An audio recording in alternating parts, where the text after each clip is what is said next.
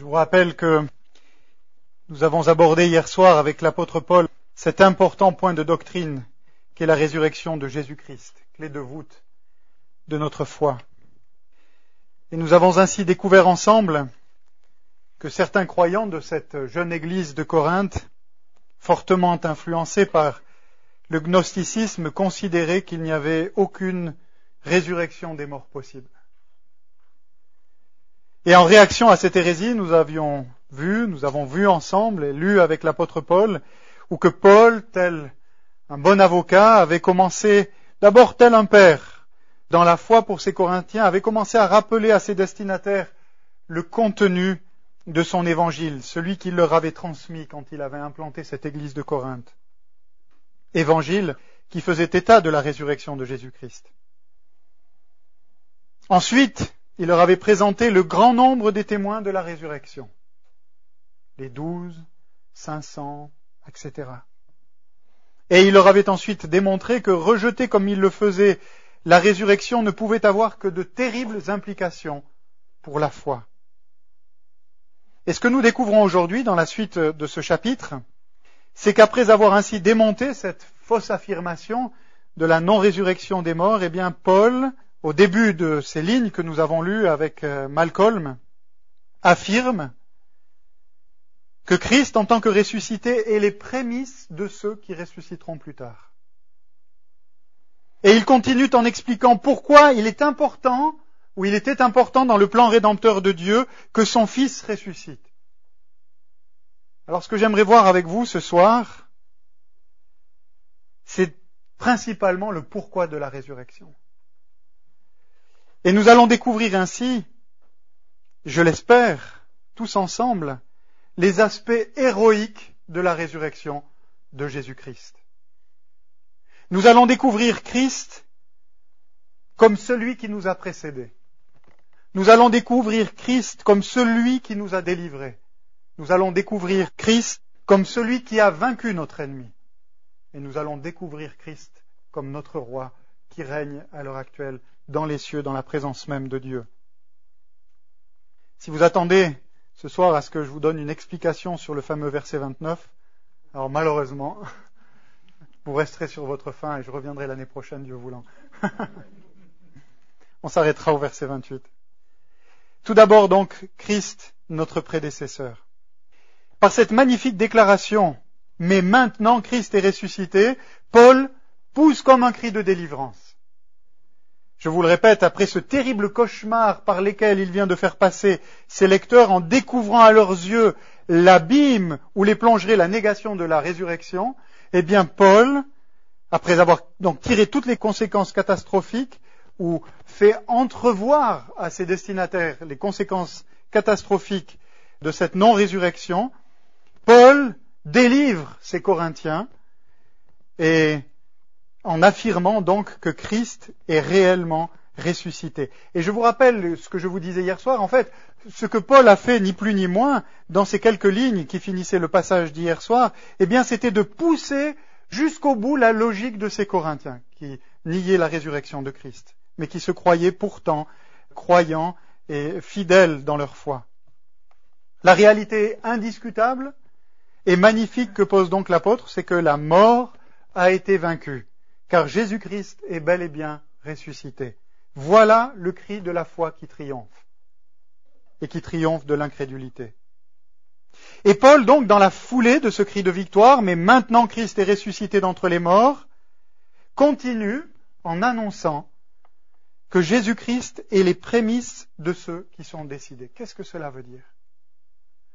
Eh bien, Paul veut dire par là que Christ, semblable au premier fruit que l'on cueille d'un arbre au printemps, atteste, ou la résurrection de Jésus-Christ, semblable au premier fruit que l'on cueille au printemps, sa résurrection atteste que cette résurrection-là va donner dans l'avenir, dans le futur, eh bien, d'autres fruits en tout point semblables. Il est en train de montrer que après cette résurrection de Jésus-Christ, eh bien, un grand nombre vont se lever et ressusciteront à leur tour. La résurrection a commencé. Et tous ceux qui se confient en Jésus-Christ à leur tour, au temps donné par Dieu, défini par Dieu, prévu de toute éternité, ressusciteront à leur tour. Et chers frères et sœurs, voilà qui devrait être pour nous ce soir, comme pour les Corinthiens de cette époque, un réel encouragement. Pour chacun d'entre nous, et tout particulièrement peut-être pour ceux qui sont confrontés de près ou de loin à la mort. Pour nous qui avons peut-être perdu tel ou tel être cher dans la foi. Nous avons la certitude de retrouver cette personne. Nous avons la certitude absolue que si nous nous confions en Jésus-Christ, eh bien un jour, nous serons à notre tour, comme lui qui nous a précédés, ressuscités. Et c'est vrai que j'ai beaucoup apprécié le choix de ce cantique de la part de Malcolm, et je me permets de relire dans le sens de ce que je viens de dire et de ce que dit le texte, cette deuxième strophe que nous avons chantée. Voilà pourquoi mon cœur est si joyeux. Et je jubile, et ma chair se rassure.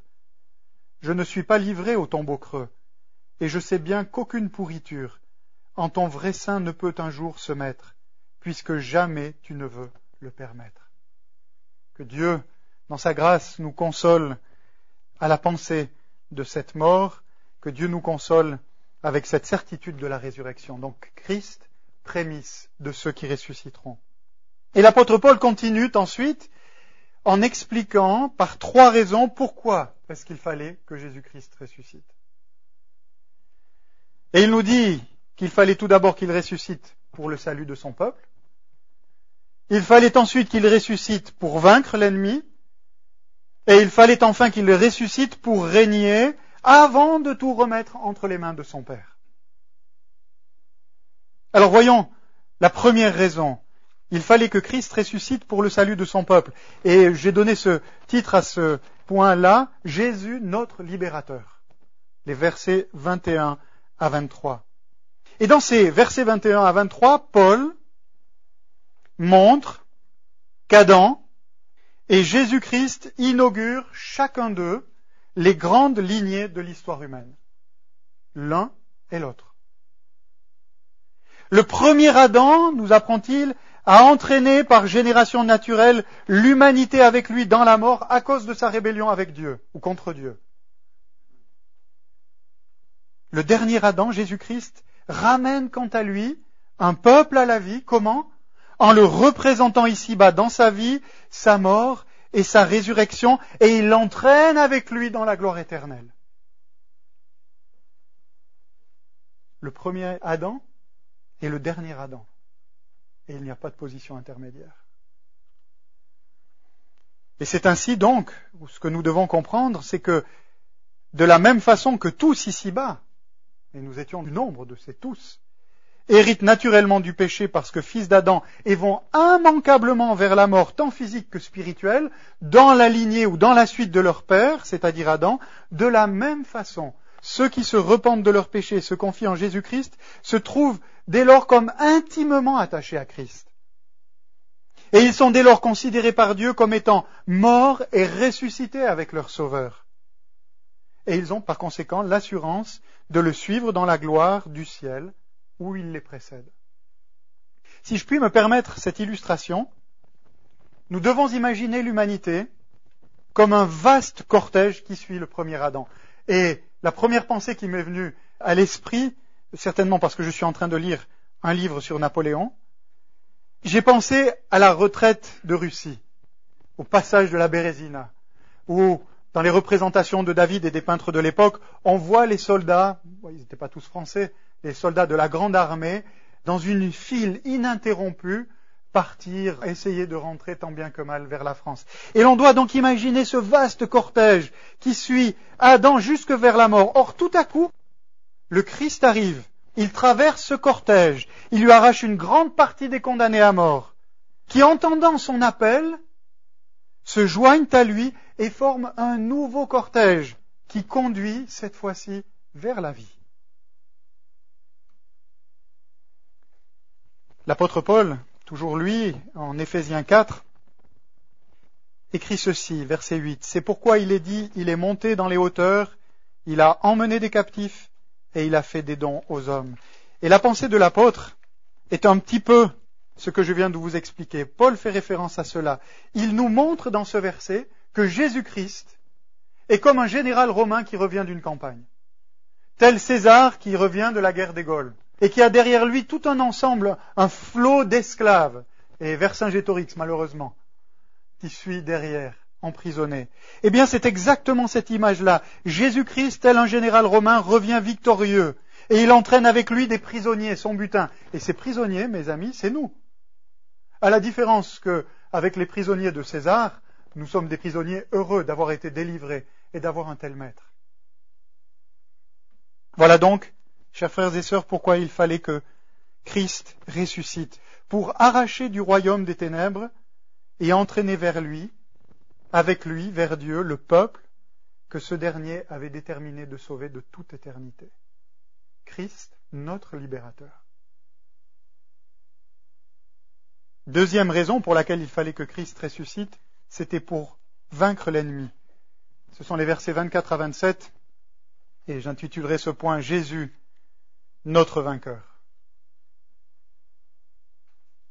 Alors remarquez ceci, c'est qu'au verset 24, Paul explique que Jésus, à la fin des temps, remettra toutes choses au Père, mais qu'il ne le fera qu'à un moment précis, qu'une fois qu'il aura aboli ou réduit à l'inaction les principautés, les pouvoirs et les puissances, c'est-à-dire les forces de l'ennemi, les forces démoniaques. Et Paul est en train de faire ici clairement allusion à la victoire de Christ, quand il aura vaincu. Qu'est-ce que cela signifie? Ou que devons-nous penser par rapport à cette victoire? Eh bien, nous devons affirmer que cette victoire a eu lieu et qu'elle a été acquise une fois pour toutes par la mort de Jésus-Christ à la croix et par sa résurrection le 3e jour. L'apôtre Paul, toujours lui, en Colossiens 2, verset 13, écrit ceci. Christ a dépouillé les dominations et les autorités et les a livrées publiquement en spectacle en triomphant d'elles par la croix. La victoire est acquise. Ainsi, nous devons nous souvenir qu'à la croix du Calvaire, Jésus-Christ a remporté une victoire totale sur Satan et ses armées maléfiques. Il a lutté avec elles et il les a maîtrisées. Il les a chassés de sa main puissante et exposé devant l'univers entier non seulement leur impuissance, mais surtout sa propre force souveraine. Et mes amis, une telle réalité va à l'encontre de bien des images faussées de notre Sauveur et Seigneur Jésus-Christ, qui est souvent représenté comme un Dieu faible, si on peut même dire parfois comme efféminé. Un Dieu victorieux et glorieux. Et c'est la raison pour laquelle je vous rappelle que Jésus affirma la veille même de sa crucifixion, anticipant par avance sa victoire, « Maintenant a lieu le jugement de ce monde. Maintenant le prince de ce monde sera jeté dehors. » Et il ajouta tout de suite après, à propos du salut de son peuple, qui découlerait de cette victoire, « Quand j'aurai été élevé de la terre, j'attirerai tous les hommes à moi. » Jean 12. Et Marc, l'évangéliste, nous rappelle ou nous rapporte dans le même ordre d'idées une autre déclaration de Christ, selon laquelle il fallait d'abord qu'il lie Satan avant de pouvoir piller sa maison. Personne ne peut entrer, dit-il, dans la maison d'un homme fort et piller ses biens sans avoir auparavant lié cet homme fort, alors il pillera sa maison, et l'homme fort a été lié. Voilà donc pourquoi, chers amis, il était encore nécessaire que Christ meure à la croix et ressuscite le 3e jour, pour défaire définitivement l'ennemi et entraîner avec lui un peuple de rachetés. Alors, une telle réalité biblique étant posée, nous devons toutefois reconnaître, je ne sais pour vous, mais en tout cas pour moi c'est une réalité, que cette notion de victoire sur l'ennemi paraît parfois superficielle. Tant l'ennemi nous semble encore et toujours puissant et à l'œuvre. Et confrontés à ce problème, nous devons préciser 2 choses. Tout d'abord, que la Bible n'enseigne nulle part que la défaite de l'ennemi élimine la méchanceté de la terre ou rend Satan et ses agents inopérants. Ils ont certes été vaincus, mais ils continuent néanmoins d'agir, même s'ils sont limités dans leur action par le contrôle souverain de Dieu. Ça, c'est une des choses que nous devons dire. Mais pour bien comprendre ce que nous devons affirmer, afin de ne pas remettre l'affirmation de Colossiens 2.13 en question, nous devons relire le verset 25, dans lequel il est écrit « il faut qu'il règne jusqu'à ce qu'il ait mis tous ses ennemis sous ses pieds. Qu'est-ce que cela signifie? Cela signifie que la victoire de Jésus-Christ est acquise. Elle est acquise une fois pour toutes. Mais que cette victoire ne sera pleinement et parfaitement consommée que le jour du retour souverain de Jésus-Christ. Oui, la victoire a eu lieu, mais elle ne sera pleinement et réellement consommée que le jour que nous attendons tous, et pour lequel nous disons Maranatha, reviens Seigneur.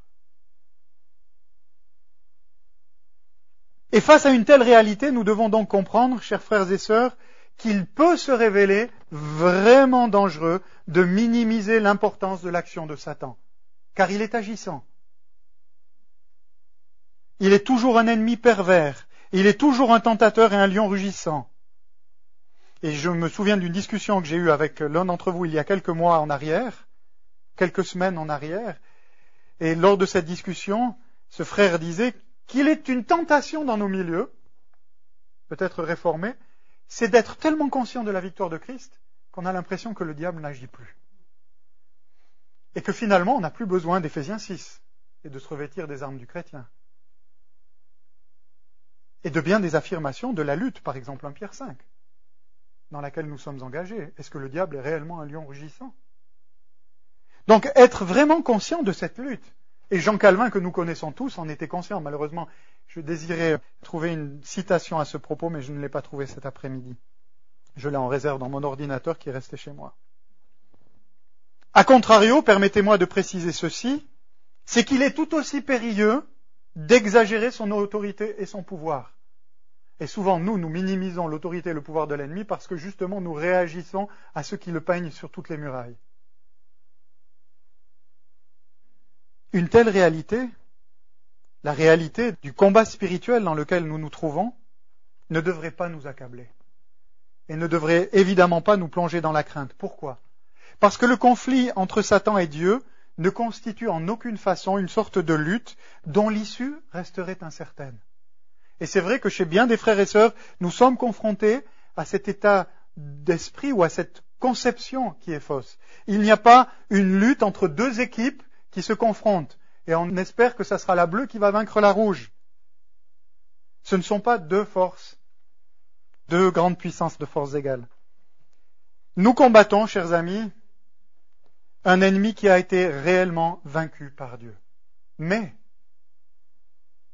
il s'agit toutefois, et nous devons encore une fois être bien conscients de cette réalité, il s'agit d'un ennemi qui est blessé à mort.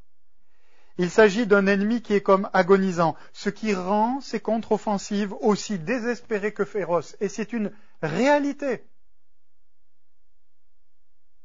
Eh bien que cette réalité nous pousse d'autant plus à la prudence, à la vigilance, à nous confier en Dieu par la prière et à nous revêtir de ces armes que Dieu nous donne pour lutter, pour tenir ferme. Que Dieu nous accorde peut-être en Église de prendre plus de temps dans la prière. Que Dieu nous accorde de redécouvrir la prière en Église et peut-être la prière avec des temps de jeûne. Que Dieu nous accorde en Église et personnellement à être sobre, à veiller. Nous sommes comme des militaires dans la vie chrétienne. Et le militaire veille. Le militaire doit être sobre car le militaire à tout moment, je dirais le légionnaire, doit être prêt à prendre les armes. Il n'y a aucun moment où l'on peut se dire qu'on est sur les lignes arrière et qu'on peut se reposer. Mais que Dieu nous accorde de faire tout cela en nous souvenant réellement qu'il tient le monde dans sa main, que Satan n'est en réalité qu'un imposteur, qui ne jouit d'aucun droit dans un univers qui n'appartient qu'exclusivement à Dieu, qui le dirige réellement, souverainement. Donc, Christ, notre libérateur, Christ, notre vainqueur, et enfin, troisième raison pour laquelle Christ devait ressusciter, c'était pour régner. Christ, notre roi. Ce sont les versets 25 à 28. Et dans ces versets, l'apôtre nous donne finalement donc cette troisième raison. Pourquoi fallait-il que Christ ressuscite? Afin de régner sur toutes choses, jusqu'au moment où, lorsque toutes choses lui auront été soumises, il se soumettra lui-même au Père, est-il écrit.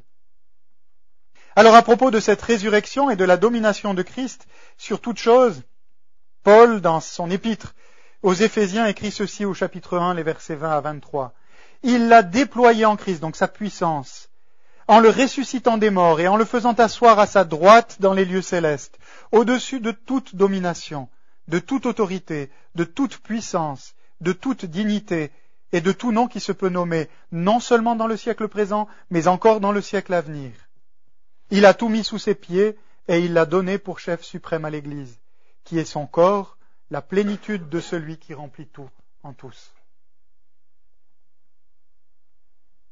Nous apprenons ainsi que par la puissance du Saint-Esprit, Dieu a ressuscité Jésus-Christ d'entre les morts et lui a donné une vie totalement nouvelle, une vie immortelle, une vie glorieuse dans le ciel en tant que vrai homme et que vrai Dieu. Il l'a élevé à sa droite, à la place du suprême honneur et du pouvoir exécutif, le faisant régner en maître absolu sur tout l'univers. Voilà la réalité de la domination de notre Sauveur. Et il l'a donné comme chef suprême à l'Église. Il est notre chef. Mais il l'a aussi donné comme sa plénitude, comme la plénitude de l'Église. Alors voilà encore ce soir un encouragement pour nous, chers amis. Pour nous qui, par la foi, sommes, je vous le rappelle, si intimement et indissolublement unis à Jésus-Christ dans son humanité glorifiée. Nous pouvons rester en paix et confiants, sachant que des cieux, il met en œuvre en nous et pour nous toute sa puissance pour nous bénir, pour nous protéger, pour nous secourir, mais aussi pour accomplir son œuvre de sanctification. Et tout cela à sa gloire. Permettez-moi de reprendre tout simplement cette image que Jésus-Christ donne. Nous sommes attachés à lui comme le sarment est attaché au cep. Et de la même façon que la sève passe du cep au sarment, et bien de la même façon, par l'action de l'Esprit de Dieu, par l'action de l'Esprit Saint, eh bien nous recevons toutes les parts ou les portions de grâce dont nous avons besoin jour après jour pour grandir, agir à la gloire de Dieu et pour progresser et avancer dans notre sanctification. Tout cela vient directement de notre Sauveur qui est dans la présence même de Dieu. Retenons bien cela ce soir. La puissance de la résurrection que Dieu a mise en action pour élever Jésus-Christ des profondeurs de la mort jusqu'à la gloire est en œuvre pour nous et en nous, personnellement et en Église. Et je le répète, à la gloire de Dieu. Et pour vous qui vous posez peut-être des questions quant à ce jour où Jésus-Christ remettra le royaume à celui qui est Dieu et Père, eh bien nous devons dire cela, c'est que cette réalité arrivera le jour où après son retour et son jugement de tous les hommes et des anges, à la fin des temps, lorsque Christ aura achevé sa fonction médiatrice dans l'économie du salut, eh bien il remettra tout cela au Père. Cela ne signifie pas que tout va se fondre dans un grand tout et puis qu'on sera là au milieu. Mais en tant que médiateur, son œuvre sera terminée. Mais en attendant cela, en attendant ces jours heureux que nous vivrons en tant qu'enfants de Dieu, eh bien souvenons-nous de ceci, il est toujours vivant pour intercéder pour nous. Il règne et tout pouvoir lui a été donné sur la terre et dans les cieux. Ainsi donc, chers frères et sœurs, notre résurrection finale,